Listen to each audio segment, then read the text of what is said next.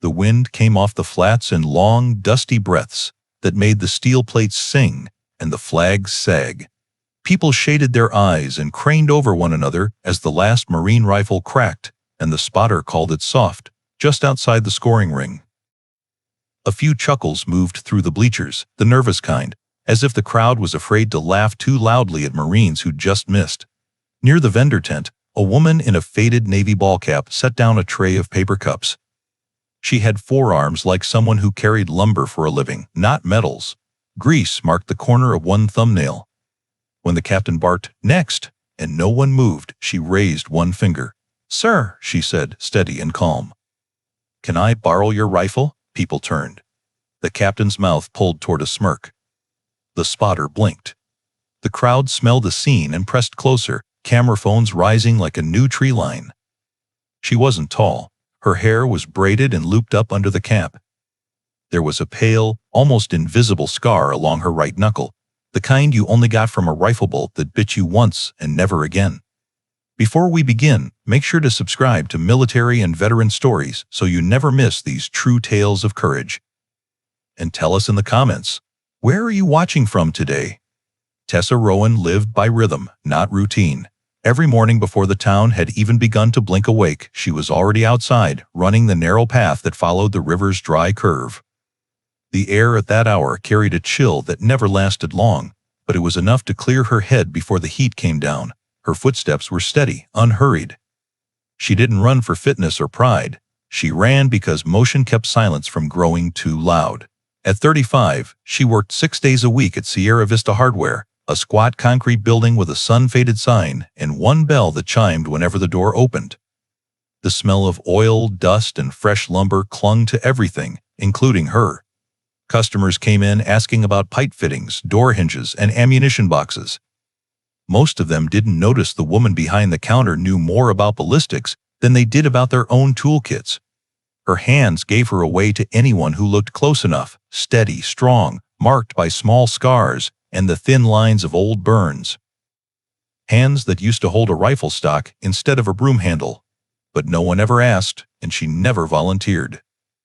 Years ago, she'd been known on the state marksmanship circuit, quiet, precise, never showy. She taught briefly at a military base as a civilian consultant, working with instructors who needed her insight on small arms wind calibration. Then came the training accident, one that ended a soldier's career and left her with a scar across her knuckle and a silence that settled too deep to shake. After the investigation, she left without complaint or statement.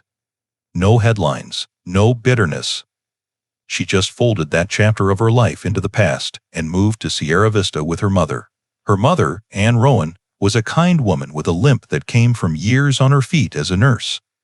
She filled the house with plants that somehow survived the desert air, and she never asked questions about her daughter's withdrawn habits. They lived in a one-story home with peeling paint, a place where quiet felt natural, not heavy. Tessa didn't have much. No jewelry, no expensive furniture, no indulgences except for a small, worn rifle cleaning kit she kept under her workbench. Sometimes on Sundays, when the wind outside was too dry to run, she'd take it out, polish the brushes, oil the rods, and then slide it back without using it. Ritual, not readiness. Her boss, Mr. Red Dale, was a retired Air Force mechanic who'd seen enough engines explode and rebuild themselves to know talent when he saw it. He ran the hardware store like a base-tight, efficient, respectful. He didn't pry, but he paid attention. When Tessa handled the calibration tools or balanced a level in one hand while writing with the other, he'd shake his head and say, "You don't belong behind this counter forever." She'd smile and keep sorting nails by size. Sometimes, Marines from the nearby base stopped in for supplies. Most were young, full of confidence, full of stories. They came in joking, arguing about gear. She'd listen quietly until one of them mentioned a scope issue or a bad mount. Then she'd step forward and offer a single sentence. Calm, direct. If it's pulling left, check the recoil lug before you mess with the zero. Half the time they nodded politely and did what she said. The other half, they laughed, thanked her, and ignored it. But later, some of them came back. One even admitted, half grinning, "Ma'am, that fixed it. How'd you know?" She'd just shrug and say, "Lucky guess." That day, Corporal Briggs walked in looking for thread locker and cleaning patches. He was polite, still carrying the freshness of someone who hadn't yet learned to mask nervous respect. He noticed her glance at the tag on his uniform and said, "We're getting ready for the fundraiser shoot this weekend." "Should be a good show," she nodded. "You renting optics or iron?" He blinked, surprised. "Optics. But we've been having drift." "You shoot?" "Used to." Something in the way she said it made him stop fiddling with the thread locker. He studied her hands, the same way shooters do when they're measuring steadiness. "You sure sound like you still do." She didn't answer. He paid, then hesitated at the door. "You should come watch. It's for a good cause, raising money for the rehab center on base. They're short on equipment." "I'm sure you'll raise plenty," she said, smiling just enough to close the conversation. But that night, sitting at the kitchen table across from her mother, she found herself scrolling through the event notice on her phone. Veterans Rehabilitation Fundraiser Match. Admission free, donations encouraged. She didn't plan on staying long, just long enough to drop a few bills in the jar and maybe help serve water. Her mother caught the faint change in her expression. "You thinking about going?" Tessa looked up. "Maybe," Anne smiled knowingly. "You used to love those ranges. I used to love what came before them," Tessa said softly. The calm before the first shot. She didn't say that she missed the rhythm, the silence between heartbeats that comes just before a trigger breaks. That quiet had never left her, only gone dormant. When Saturday came, she put on her old tan boots, the same ones she wore to work, and a faded navy t-shirt with a hardware store logo on the chest. She pulled her braid through the back of her cap, looked in the mirror once, and left before she could change her mind. By 9 in the morning, the range was alive with heat, laughter, and the smell of gun oil. Kids clutched souvenir flags, vendors sold lemonade, and every few minutes, the sharp crack of rifles echoed across the flats. The Marines were confident, loud, full of swagger. She stayed near the vendor tent, handing out paper cups, just another volunteer in the crowd. But beneath the calm, she could already feel the pattern forming, the rhythm of failure, the drift in the mounts, the subtle wrongness in each recoil. The old instinct stirred, quiet but certain. She didn't come to compete, she came to help. But life has a way of calling back the people who know how to listen to wind, to silence, and to truth. The day baked everything in the same pale color, the range, the tents, the bleachers, even the sky.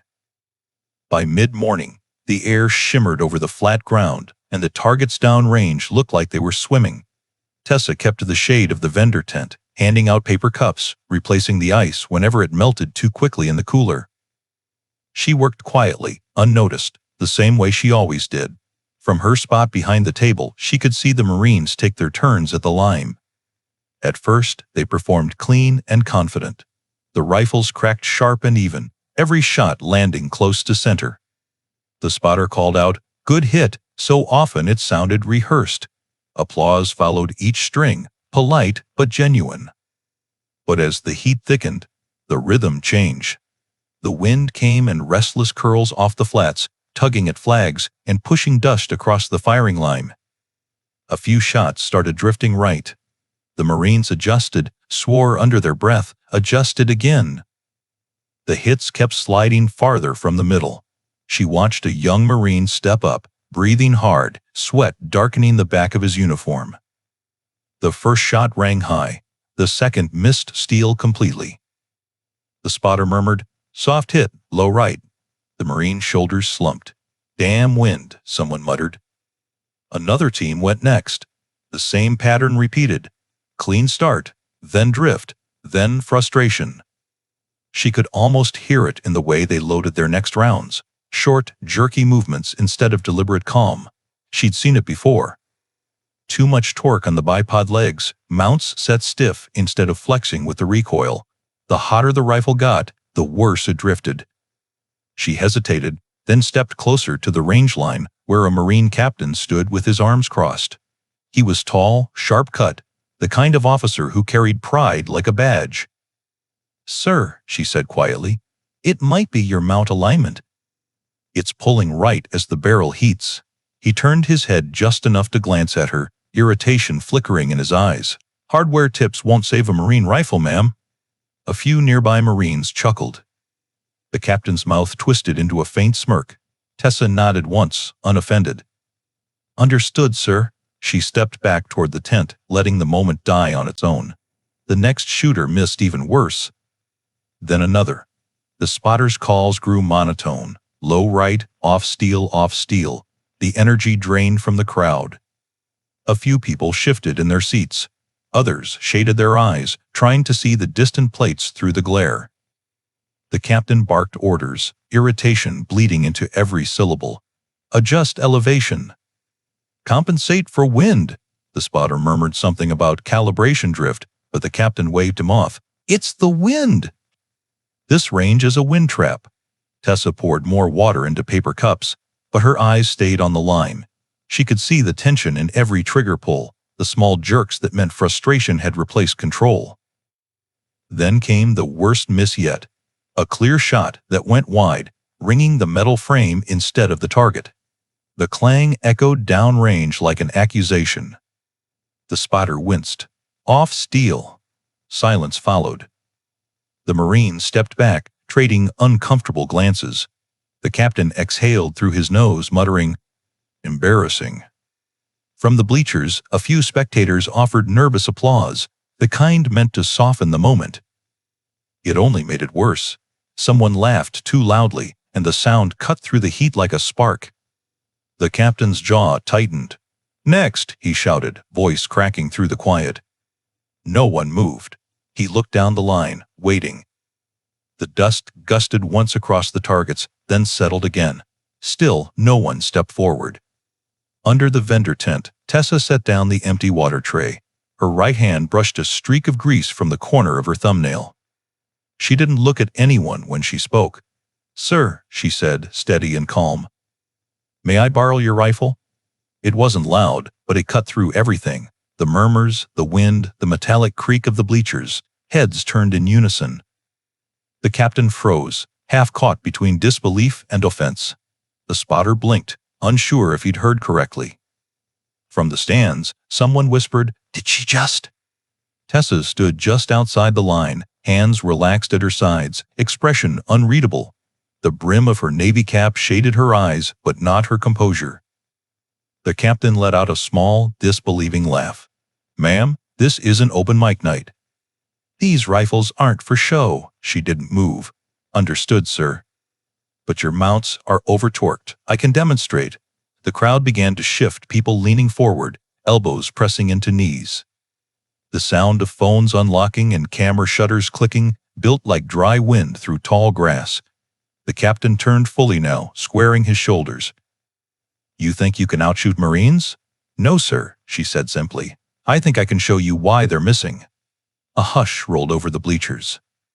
The spotter swallowed hard, his binoculars lowering an inch. He'd seen that tone before, the kind that didn't belong to pride or foolishness, but certainty.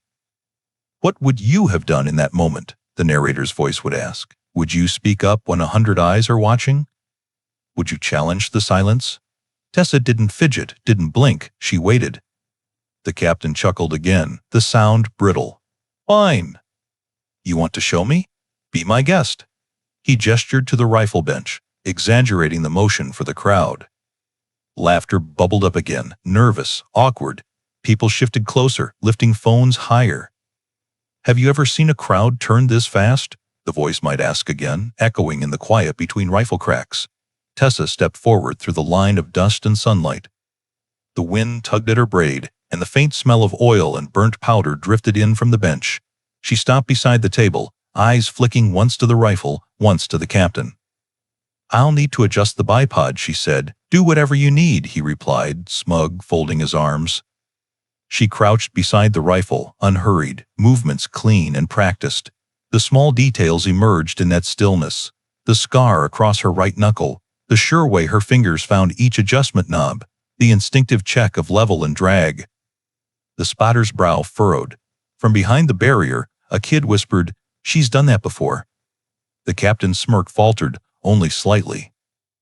She finished the adjustments, then looked up. "Range is hot?" The range officer hesitated, glancing at the captain. "Hot," he said finally. Tessa nodded once, then lowered herself behind the rifle. Her body fit the stock naturally, no wasted motion. Her cheek rested against the comb, left hand bracing the forend, right index finger hovering just off the trigger. She didn't breathe yet. People stopped talking. Even the flag seemed to pause. The spotter bent closer to his scope, whispering under his breath, "What the hell?" The entire crowd leaned forward, as if pulled by a single thread of curiosity. Camera phones glowed faintly against the sun, a new tree line of glass and hands rising above the bleachers. Someone in the back asked quietly, "Who is she?" No one answered. And in that quiet, with the world watching and the dust hanging still, Tessa Rowan prepared to make every person there remember her name. Tessa walked to the line like someone stepping into familiar ground. No rush, no hesitation, just quiet certainty in every movement. The sound of her boots against the gravel was soft, steady, unbothered by the heat that pressed down on everyone else. Even the wind seemed to slow as she approached the rifle bench. A few heads in the crowd turned, curious at first, then intent. One man near the front leaned toward his friend. "Look at her hand," he whispered. The friend squinted. On Tessa's right knuckle, pale against the tan of her skin, ran a thin, silvery scar, shallow but unmistakable. The kind that didn't come from accidents in a hardware store. The kind you got from a bolt that bit you once and never again. The spotter noticed too. He tilted his head, adjusting the focus of his scope, as if seeing something he couldn't explain. It wasn't just the scar. It was her balance. The way she stood behind the bench with her weight centered, shoulders relaxed, breathing even, no nervous shifting. No wasted motion. She set her hand on the rifle like someone greeting an old companion. The crowd might not have recognized the gesture, but the Marines did. It was the kind of care that came from thousands of hours of repetition. "Who taught her to do that?" one Marine muttered. No one answered. The captain stood behind her with his arms crossed, an expression that was supposed to look amused but carried a flicker of unease. The edges of his smirk trembled just enough to show he wasn't as sure as he wanted to be. Tessa crouched and began adjusting the bipod. She didn't look at the captain, didn't speak, didn't seek permission. Her fingers moved with practiced precision, loosening one screw, retightening another, feeling the slight give in the metal, the same calibration the Marines had missed all morning. She didn't measure or guess, she simply knew. The spotter watched her work and frowned. "She's not guessing," he murmured. "She knows what she's doing." Her movements were methodical but calm, the kind of routine that came from instinct, not arrogance. Every adjustment was a sentence in a language she hadn't forgotten. A Marine leaned close to another. "She's handled one before." The captain heard it. His eyes narrowed. Tessa straightened, brushed the dust from her hands, and laid down behind the rifle. She took her time aligning the stock to her shoulder, elbows settling into the dirt just right. Her breathing slowed, so quiet it barely moved her chest. From behind, it looked effortless, but to anyone who had ever fired a long shot, it was mastery. The line of her body, the perfect angle of her head, the way she settled into stillness instead of forcing it. The range had gone completely silent. Even the children in the crowd had stopped fidgeting. Only the flags moved, rippling weakly in the wind. The captain shifted his weight. He still tried to hold authority in his stance, but the longer she stayed composed, the more it chipped away at his certainty. Tessa reached forward and adjusted the focus on the optic, turning the knob just half a click. Her thumb brushed against the bolt handle, a small, familiar touch that made the spotter's throat tighten. She spoke for the first time since stepping up.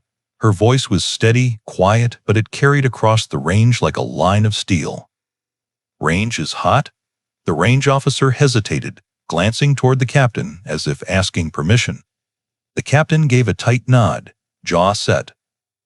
The officer cleared his throat. "Range is hot." Tessa nodded once. "Thank you." She leaned into the stock, cheek settling gently against the comb. Her gray-green eyes sharpened, the faintest narrowing as she read the light and the shimmer off the sand. To most people, it looked like she was just staring down range. But to those who knew, she was reading everything. Distance, mirage, drift, air pressure. The spotter blinked, realizing what she was doing. She wasn't waiting for wind to calm. She was mapping it. The captain folded his arms tighter, the leather of his gloves creaking. "Whenever you're ready," he said, but the confidence in his tone had thinned. Tessa didn't respond. She didn't need to. Seconds passed. The crowd held its breath. The wind tugged lightly at her braid, the brim of her hat shading her eyes. Somewhere far downrange, a steel plate shimmered in the heat, waiting. The captain's smirk had almost disappeared now, replaced by something closer to curiosity, or maybe worry. Tessa's finger found the trigger and rested there, not pressing, not moving, just feeling the subtle give of metal against skin, the balance between action and control. To the untrained, it was nothing. To the spotter, it was everything. He leaned closer, whispering to no one in particular, "That's textbook." The crowd didn't understand the term, but they understood the tone. A ripple of anticipation passed through them, like static before a storm. Phones hovered higher, eyes squinted against the sun. Every person there could feel the tension stretch thin as wire, not loud or dramatic, just charged. Tessa's breathing leveled out completely. Her body and the rifle became one line, one purpose. In that moment, before she ever pulled the trigger, everyone watching knew something different was about to happen. The captain's expression shifted again, arms still crossed, but his stance wasn't so sure anymore. Beneath the brim of her hat, Tessa's eyes stayed fixed downrange, unshaken, calm as a still lake before the wind. And though no one could hear it, every Marine there felt the same quiet thought pass through the air like a current. She's not here to prove herself. She's here to remind them what mastery looks like. Tessa let the world shrink to a circle of glass and light. Breath in. Hold. Let it fall away, gentle as a curtain. The stock settled into the pocket of her shoulder. The trigger's first stage met her finger like an old agreement. She watched the far flag hesitate. She counted the beat between its flick and its fall. The mirage bent left to right in slow ribbons. Her sight stayed steady. Clank. The plate jumped, center bright with fresh impact. The sound walked the distance back to them and landed at their feet. The spotter flinched like someone had snapped a twig beside his ear. His jaw parted. He forgot the word he meant to say. A small gasp broke from the bleachers, then 100 people swallowed it at once. Heat shimmered. Dust hung very still. She didn't look up, didn't ask, didn't change a thing. Her finger reset with the softest click. Breath settled into that narrow place between thought and action. Clank. Second shot. Same truth. Dead center. The laughter that had been clinging to the edges of the morning lost its footing and fell away. Camera phones rose like a grove of thin white trees. Screens glowed even in the bright day. The spotter found his voice, but not his volume. "Hit," he said, as if the rifle needed the encouragement. The captain leaned in, shoulders forward, sunglasses slipping an inch down his nose. Disbelief took the chair where arrogance had been sitting. She took a fraction more hold for a gust the computer hadn't seen yet. The calculator's numbers in the optic ticked politely, still catching up.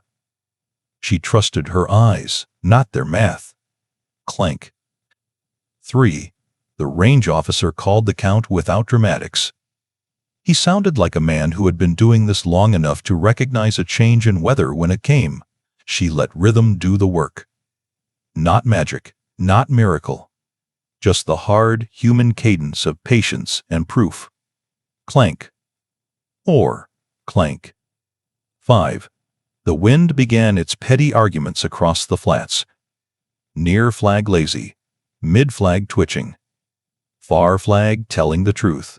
She watched the far flag and believed it. She gave it the quarter minute it asked for, and no more. Clank. 6.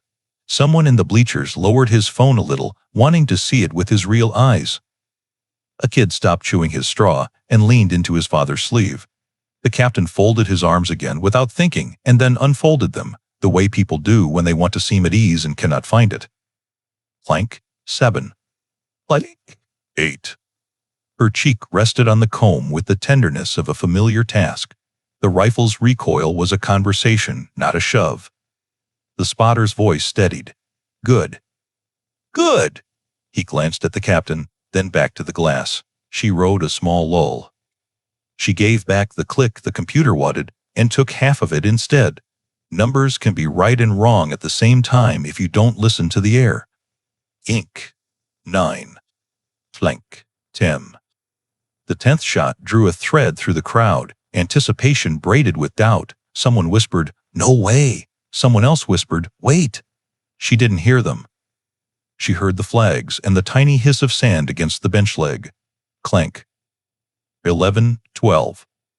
13. The spotter spoke to no one. She's reading the wind, not the data. It wasn't criticism. It was relief, the kind that sounds like faith rediscovered. A fly circled the table, then gave up and drifted toward shade. Somewhere, ice cracked inside a cooler and a volunteer forgot to pour. Blank. 14. 15. Her breathing never hurried. She didn't chase the trigger. Each press surprised her enough to be honest, and not enough to be new. The captain's posture softened in tiny betrayals, chin forward, weight on his toes, hands not quite sure where to be. He watched her right hand, then her left, like the answer might be hiding in one of them. Clank. 16. 17. She gave a hair more left and held the brake a half-second longer for a mid-berm shimmer that wanted to lie to her. The plate rang as if to apologize for doubting. Clank. 18. Someone near the rail laughed once, too loud, in the way people laugh when they need to relieve a pressure in the chest. No one shushed him. The moment did it for them. Clank. 19. Clank. 20. The count made a shape in the air now. The number wasn't big, but its direction was unmistakable. She blinked once to wet her eye and never lost the view. A grain of dust on her lashes drifted away of its own accord. Clank. 21. The spotter slid his notebook closer but didn't write. There was nothing to record that the targets themselves weren't documenting. Clank. 22. 23. 24. The wind turned petty again. She smiled with one corner of her mouth like she recognized an old joke. The far flag flicked and paused. She pressed through the pause, not the flick. Clank. 25. In the stands, a man in a Korea cap took off the cap and held it at his knee. Not out of ritual, out of respect for craft. Clink. 26. 27. She shifted her left elbow a finger's width for comfort and gave her right shoulder a breath of rest between cycles. The rifle and she agreed to continue. Clank. 28. The range officer no longer watched the plate. He watched her. The plate was only a yes or no. She was the work. Clank. 29. Clank. 30. Phones hovered higher. Fingers pinched and zoomed. Someone whispered, "Her hands," and took a picture of the scar like it held a key. She brought the rifle home into her shoulder just a whisper deeper to counter the day's slow fatigue. The sun didn't relent, but she didn't ask it to. Flank. 31. The captain took off his sunglasses and hooked them on his collar. His eyes weren't hostile anymore. They were young and wide. Clank. 32. 33. The spotter finally scribbled something. It wasn't a correction. It was a sentence to remind himself later that patience is a weapon. Clank. 34. 35. Her mouth parted to sip one half breath. Her tongue touched the back of her teeth once, an old habit for dryness. Her pulse stayed in its lane. Clank. 36. The far berm sighed as the heat lifted a little. She felt it in her cheekbone and gave a quarter hair less hold, not even a click. Just a thought. Clank. 37. A banner along the fence snapped on its ties and settled again. Flies found the lemonade and left the line alone. Clank. 38. 39. The count reached 40 like a cat that has walked the length of a fence and declined to mention the dogs below. The audience began to realize how narrow the wood was, how steady the steps. Clank. 40. She allowed herself the smallest exhale that wasn't about shooting, not relief. Just acknowledgement. The system is working. Clank. 41. The captain spoke, but quieter, to no one in particular. How in? He didn't finish. He didn't need to. A sergeant near him shook his head without looking away. Clank. 42. 43. The spotter changed position to ease a cramp in his calf. He did it with exaggerated care, as if any sharp movement might jinx a law of physics. Clank. 44. She ignored the calculator when it suggested a bolder move. Machines average. Flags confess. Clank. 45. In the bleachers, a teenage girl filmed with both hands and then lowered the phone, eyes shining, wanting to remember it raw. Her dad didn't tell her to raise it again. Clank. 46. 47. The wind flirted with mischief. She let it speak and then answered. The conversation stayed civil. Clank. 48. The range officer's voice had taken on a cadence that almost sounded like prayer. He didn't mean it to, he wasn't that sort. But gratitude has its own music. Clank.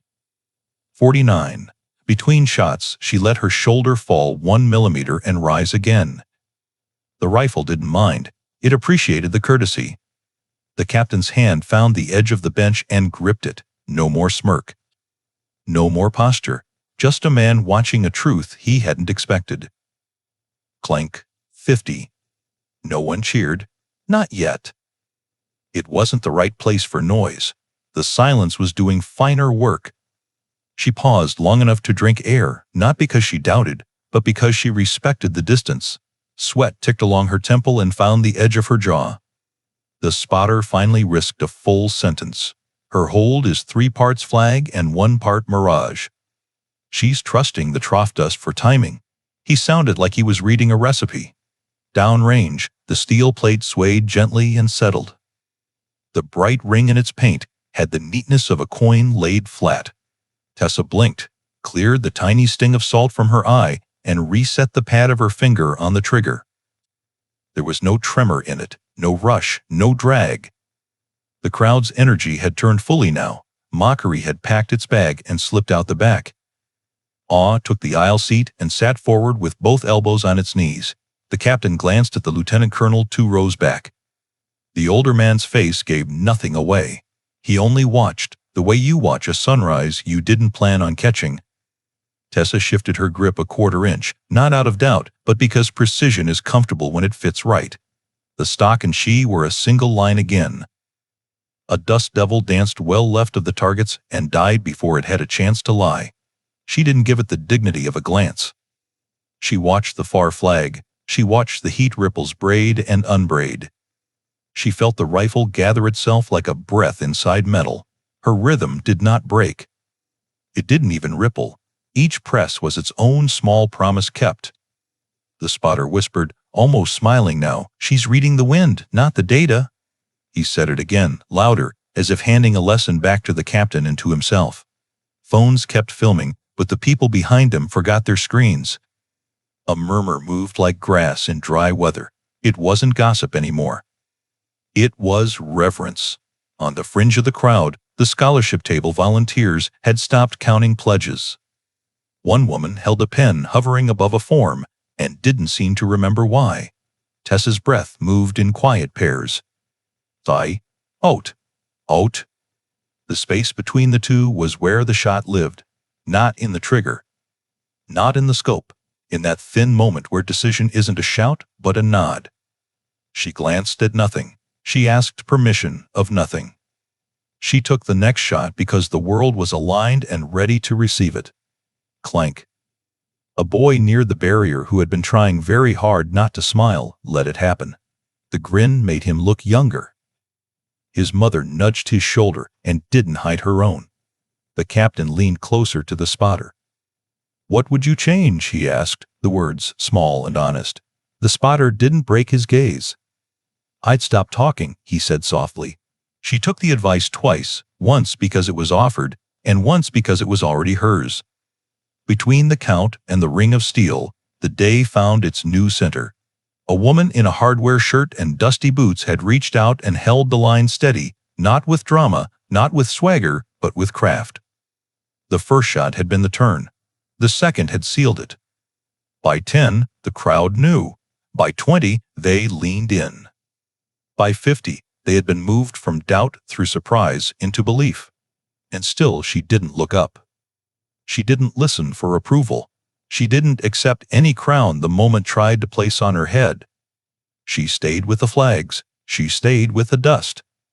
She stayed with the quiet place between breath and break. Because this, here, now, was not a performance. It was a conversation with distance, and she had waited a long time to speak. The bleachers creaked as bodies leaned forward, the wood sighing under 100 small shifts. Tessa took another breath and laid another round into steel. The sound walked home again. Clean, certain, unforced. People started glancing at each other not to share jokes but to confirm reality. Yes, you heard it too. Yes, it's still happening. Near the center of the stands, a man in a khaki blouse with silver oak leaves on his collar stood very slowly. He didn't raise his hand or clear his throat. He just rose like someone answering an old roll call. The Marines around him made a ripple without meaning to, space opening because authority will have its room, even when it asks for none. He didn't look at the captain. He looked at her hands. He watched the micro-adjustment of her support elbow, the way her trigger finger reset without hunting, the patience she showed a flicker of mirage that wanted to sell a lie. He had seen that exact rhythm before, the cadence of someone who believed weather was not an excuse but a conversation partner. He spoke softly, not to interrupt, but the words carried anyway. "Rowan," he said, as if he were testing a memory for cracks. "That name's on an AMU record board at Benning." The air tightened. The first buzz began in the back row, ran the length of the bleachers, and came back stronger. People repeated the letters like talismans, AMU, without knowing precisely what they meant, only that the sound felt heavy and official. The captain's chin lifted a fraction, eyes snapping off the scope to the lieutenant colonel. He blinked as if his brain needed to swap labels, civilian to instructor, volunteer to veteran of another kind. Tessa didn't move. The plate jumped again, dead center, and steadied as if it had never done anything else in its life. A sergeant 2 seats down from the lieutenant colonel pushed his cover back a touch. "Sir," he said, keeping the volume low, "you sure?" The lieutenant colonel nodded once. "I sat a wind clinic at Benning 3 summers ago. Instructor walked a dozen of us through mirage red, trough dust timing, and how to ignore an overeager calculator. She had that scar." He tipped his chin toward Tessa's right hand. "Bolt bite." She joked that it was tuition. The sergeant stared, then exhaled the way a man does when a puzzle piece finds its home. "I thought that scar looked like a story." Another Marine, younger, had a sharper memory for paper than faces. "I saw a PDF floating around in our marksmanship share drive," he murmured. "Civilian trainer, contracted in. Ballistics modeling for guard teams. Emphasis on wind cues at desert ranges. Author was Rowan. T. Rowan." The captain's jaw eased open. She used to teach ballistics modeling for the National Guard marksmanship program? The question came out thin, because he already knew he was stating a fact dressed as a query. The spotter kept his eye in the glass and spoke from a place that did not care about rank. "Sir, whoever she is, she's doing exactly what I've been reading about for 2 years and failing to master. She's reading the wind, not averaging it. She's trusting the far flag over the near. She's borrowing half a click when the machine wants a full. That's not luck, that's institutional knowledge." The volunteers at the donation table blinked at each other. One of them whispered, "Is she famous?" The other shook her head, then nodded, then shrugged, because sometimes the town knows a legend without ever having heard the name. A retired range officer in a lawn chair near the rope line leaned forward on his cane. "Benning, huh?" he said to the air. "Well, that would explain the patience." Down on the line, Tessa rolled her shoulder a breath and reset her cheek on the comb. She didn't turn at the sound of her name. It wasn't her name they were really saying anyway. They were saying competence, paid in time and quiet. The lieutenant colonel didn't sit. He let the quiet deepen, then added, "Not for show but for record. If it's the same Rowan, she wrote a section on mirage rakes that changed the way our cadre judged mid-berm lies. I watched grown men rewrite their cheat sheets." The captain glanced at the spotter, then back at Tessa. The smirk was gone, the defensiveness drained. In its place was the expression of a good officer who has just discovered he is out of his depth in one particular pool and is grateful the water is clear. Another shot broke. Another center ring sang. The range officer's counting cadence had softened into almost reverent tempo. He didn't mean it to. Respect sometimes sneaks up on a voice and changes it before the brain notices. A boy at the barrier tugged his mother's sleeve. "Mom, is she like a coach?" The mother smiled, eyes bright. "Better. She's someone who teaches the coaches." In the side shade of the bleachers, Corporal Briggs, who had bought thread locker and asked about drift like a man asking for directions on a road he didn't know, closed his eyes for a second and shook his head with a smile that wasn't quite a laugh. "I knew it," he said under his breath.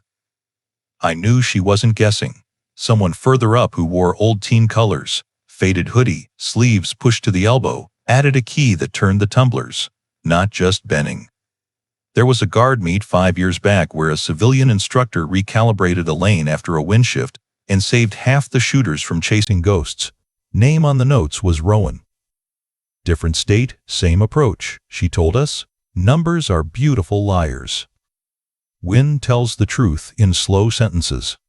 The line of heads tipped forward as if the whole crowd leaned in to hear that again. Slow sentences.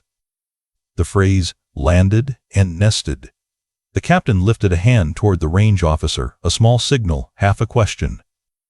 The range officer shook his head minutely as if to say, "Let it run, don't break the spell." The captain let his hand fall and nodded, a gesture to no one that meant, "I'm listening." The lieutenant colonel finally stepped down the bleacher stairs, careful with the narrow steps, and stopped just inside the rope. He didn't cross onto the line. He didn't need to. He stood there with his cover tucked under his arm and watched her place another shot exactly where the last had gone. He spoke again, louder this time, but gentle. "Ms. Rowan." He didn't add ma'am or miss or shooter. He used the name like an invitation. After this string, I'd appreciate a word. She didn't answer. She was busy with wind and breath and steel. But the barest tilt of her head, the tiniest acknowledgement at the corner of her mouth, said she had heard. The crowd buzzed anew, excitement mixing with a blush of embarrassment. The joke they had almost told earlier about the civilian, about the hardware clerk, tasted stale now. They passed cups of water down the rows without looking away. They held phones steady and found their hands shaking just enough to blur the footage. "Who is she?" The question came again, but this time it wasn't dismissive. It was the kind of wonder that feels like respect growing up inside curiosity. The sergeant near the lieutenant colonel lifted his chin toward the captain. "Sir, if she's the Rowan from those modules, you might want to have her talk to our armorer about mount isolation. Looks like we've been strangling these bipods." The captain nodded, lips pressed tight against all the words he suddenly didn't need. "Yes," he said, one syllable, brand new humility. The spotter's pencil hovered over his notebook. He wrote a single line, "Far flag first." He underlined it once. He drew a small scar on a stick hand next to it and laughed silently at himself. Another hit. Another. In the shade of the vendor tent, Mr. Dale stood with a small, proud slant to his shoulders. He had known she was good. He had not known the address of her excellence. Now he did. He took off his cap and held it against his chest, the old Air Force mechanic in him recognizing craft when he saw it, even if the craft wasn't his. A teen girl in a baseball cap lowered her phone again and whispered to her friend, "I think she taught the people who teach the Marines." The friend's eyes widened, and for a second they forgot to perform for each other and just watched like kids who had stumbled into a masterclass. From the press tent, A local reporter who had planned on filing a feel-good paragraph about pies and flags scratched out his letter and started over. The new first line simply read, "A woman named Rowan reminded a town what skill looks like when no one's bragging." The lieutenant colonel glanced back up the bleachers to a gray-haired man in civilian clothes who wore the posture of someone whose hands had once trained many. The older man nodded once, as if to say, "Yes, that one." He lifted 2 fingers and then folded them, an old coach's sign for patience and pace. Another center hit. Another breath placed exactly where it belonged. The number on the range officer's tongue crept higher. The captain moved closer to the bench, not to crowd her but to learn with his eyes. He watched the angle of her cheek, the roll of her shoulder, the stillness in her legs. He saw no drama, no ritual. He saw work executed cleanly enough to look like nature. "That's the trainer who taught the trainers," someone said behind him, and he didn't turn to see who. He didn't need the speaker, he needed the sentence. He took it in and let it sit. By now the crowd had stopped clapping between hits. It felt wrong to interrupt the conversation between her and the distance. Reverence had its own etiquette, and they discovered it together. The lieutenant colonel checked the faces of his Marines. He saw pride reforming, not the brittle kind that needs to win, but the useful kind that knows it can get better in the presence of a teacher. He put his cover back on, not to end anything, but to ground himself in the moment as a professional among professionals. Tessa lifted her face from the stock for half a breath and rolled her right shoulder again. The knit of her brow relaxed, then sharpened. She laid back into the rifle as if resuming a sentence she hadn't finished. No one spoke while she moved. The spotter let out a small sound that wasn't words and wasn't a whistle. It was the noise an instrument makes when it's tuned, and the musician hears the exact pitch ring true. The range officer's count ticked upward. The bleachers leaned. The wind, fickle as always, tried a new trick and failed to fool her. She made a half-correction it didn't deserve and took it back without a twitch. And all the while the story of her name and what it had meant on a board in Georgia and in shared PDFs and at guard meets in half a dozen states spread through the stands like shade. She was not an upstart. She was not a lucky civilian with a good day. She was the quiet professional who had put tools in the hands of the people now lining the rails, the instructor whose lessons had become the muscle memory of men and women who shot for a living. Recognition completed its circuit, flowed from rank to rank, from veteran to child, from officer to vendor. The captain's pride found a better shape and stood up straighter inside him. The lieutenant colonel's eyes softened with satisfaction, not surprise. Another hit. Another breath. Another tiny miracle of patience and proof that didn't need to be called a miracle. And in that long, bright stretch of afternoon, the crowd understood something simple and large at the same time. She had not come to take anything from the Marines, not their honor, not their day. She had come, without fanfare, to give something back that had always been hers to give. Her name passed down the rows again. Rowan now spoken the way you say sir or ma'am, not because someone told you to, but because the word itself asks for it. The air had lost its shimmer. Heat still pressed down, but it had become part of the silence, something constant, something understood. Every flag on the line drooped toward the dust.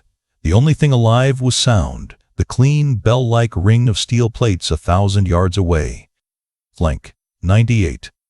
The crowd didn't cheer anymore. They were beyond that. They were inside the sound with her, each echo rolling over them like surf. The spotter no longer called numbers. He just nodded, eyes glued to the scope, a faint, reverent smile flickering under his breath. Clank. 99. The lieutenant colonel stood near the rope, cap tucked under his arm, watching with the kind of focus men reserve for ceremonies they never expected to witness twice. The captain beside him had stopped trying to hide his awe. His arms hung loose now, hands open. Tessa reloaded with small, careful motions. Every round moved like a measured word. She wasn't showing off, she was finishing a conversation. She checked the flag, the shimmer, the dust pattern. Then she let her breath fall away, Clank. 100, the range officer said quietly. For a second, no one reacted. Even he seemed afraid to disturb the air. Then the spotter, still staring through the glass, whispered, 1 round left. Tessa nodded once, like that was all she'd been waiting for. She opened the bolt, loaded the final round, and closed it with a soft metallic click. The rifle rested perfectly on her shoulder, its line straight, honest, ready. She read the wind one last time. The far flag made a tiny bow to her, almost polite. She pressed the trigger. Clank. 101. The sound lingered like a church bell in heat. Then the world broke open. The bleachers erupted, not in chaos, but in the kind of applause that starts with disbelief and ends with reverence. It wasn't wild cheering, it was the sound of people trying to match the size of what they'd just seen. The lieutenant colonel stepped forward from the rope. He didn't shout. He didn't smile. He simply removed his cover and brought his hand up in a crisp, perfect salute. The gesture cut through the noise like sunlight through dust. For a heartbeat, no one else moved. Then a sergeant in the front row followed. Then another. Then half a dozen Marines stood, boots scuffing the gravel, each raising their hand in slow, deliberate unison. The captain was the last to move. He looked down once at the ground, then at her, then unshouldered his rifle and let it hang loose by his side. His hand rose, not stiff, not reluctant, just quiet respect finding its place. Tessa stayed prone for a breath longer, eyes still downrange, as if waiting for the echo to finish its long walk back. Then she lifted her head, set the rifle safety, and pushed herself to her knees. She didn't smile. She didn't wave. She just stood, dust streaking her sleeves, face calm in the golden light. The wind brushed her braid against her shoulder like a benediction. The colonel took a step closer, voice steady but softer than it had been all day. "Ma'am," he said, "on behalf of every marksman who's ever missed a shot, thank you." She shook her head lightly. "Just physics, sir. You taught the rest." He smiled but didn't argue. "You reminded us what it looks like when someone respects the work." The range officer called, "Cease fire," though everyone already knew the range had gone still long before. The Marines lowered their rifles. The civilians stood, hats in hands. The sound of the wind returned, slow and low, carrying the last fragments of applause across the flats. No music, no anthem. Just the creak of bleachers, the metallic scent of powder, and 100 people learning what quiet feels like when it's filled with respect instead of emptiness. The colonel's salute dropped, but his eyes stayed on her. "That's one for the record books," he said quietly. Tessa nodded once. "Records fade. The center holds." She set the rifle down gently on the bench, brushed her palms together, and stepped back from the line. The crowd parted as she passed, the kind of parting you see when reverence becomes instinct. The captain offered his hand. She looked at it for a moment, then took it. His voice came rough but sincere. "You didn't just prove something today," he said. "You reminded us to listen." "Wind's always talking," she said with a faint smile. "We just forget how to hear it." He nodded, eyes bright, and stepped aside. The colonel turned to his men. "Gentlemen," he said, voice deep and certain, "that's what right looks like." And then, for a long, rare moment, no one spoke. No one dared.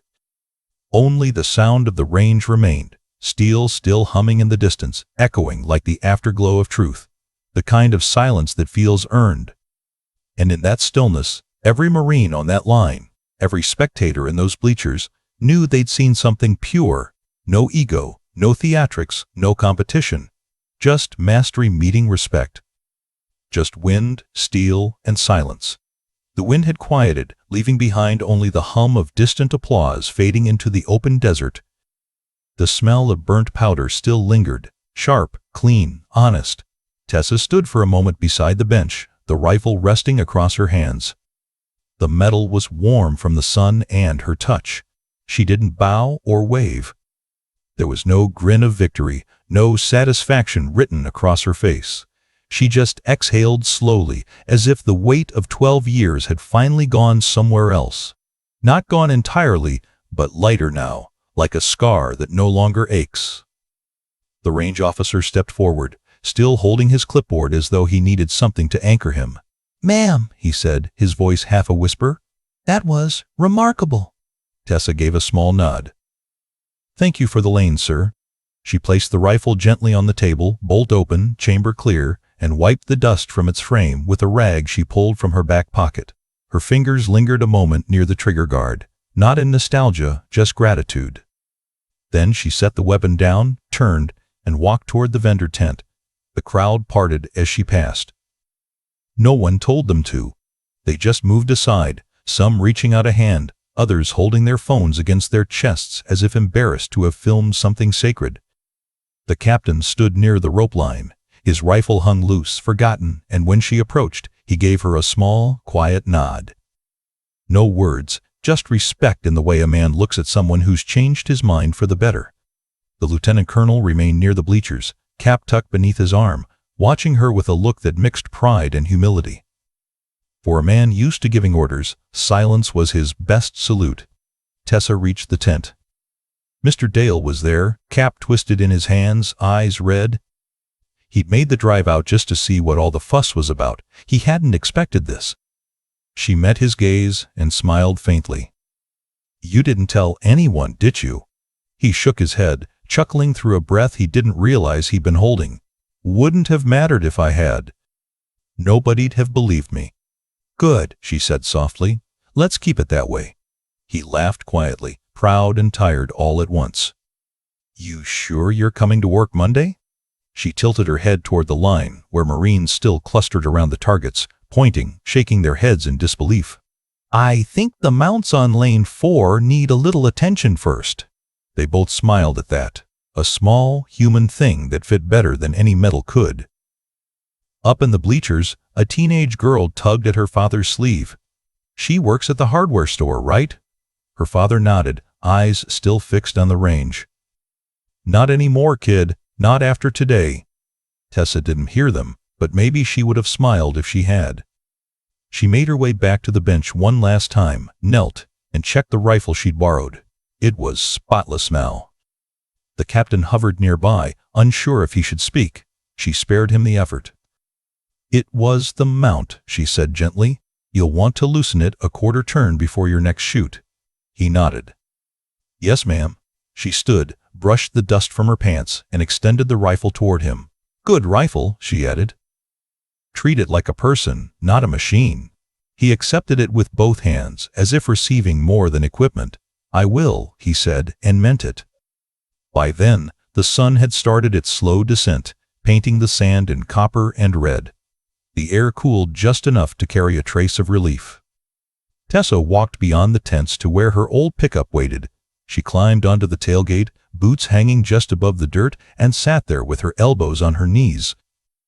The noise from the range was distant now. Laughter, voices, someone telling the story already. She didn't mind. Let them tell it. It belonged to everyone now. She looked out across the flats, where heat still shimmered in streaks, and the flag above the range stirred lightly in the breeze. The cloth rippled, caught a final glint of sunlight, and straightened with quiet pride. Tessa's eyes followed it for a long moment. Then she looked down at her hands, rough, lined, strong, and smiled faintly to herself. No cameras caught that part. No one saw the way she exhaled through her nose, slow and content, as if the earth itself had finally said, "Thank you." She didn't need applause. She didn't need headlines or medals. What she had was enough. The echo of steel, the wind's small applause, the calm certainty that she had been true to her craft, to herself, and to the discipline that had never left her hands. Somewhere behind her, a Marine shouted, "She hit all 101!" And the crowd answered with one last cheer. But by then, she was already looking toward the horizon, where the day was fading into quiet gold. She rested her hands on her knees and whispered to no one in particular, "It's never about showing them. It's about remembering who you are when you take the shot." The flag above her snapped once in the breeze, a single salute to a quiet kind of hero. And when the light finally thinned and the sound died away, only one truth lingered, the kind that didn't need a crowd to make it real. You don't need medals to carry mastery. Sometimes the quietest soldier still carries the sharpest aim. Some heroes don't wear uniforms anymore. They don't need to. They've already earned the right to walk quietly among us, calm, steady, unassuming, until the day the world needs to remember what courage really looks like. Tessa Rowan didn't come to prove anything. She came to remind everyone that skill, honor, and discipline never fade. They just wait for the right moment to speak. If you felt that moment too, if her story moved you, then take a second to honor it. Salute in the comments. Tell us where you're watching from. And remember, if you enjoyed this story, please subscribe for more military and veteran stories. These stories keep the courage alive for generations to come.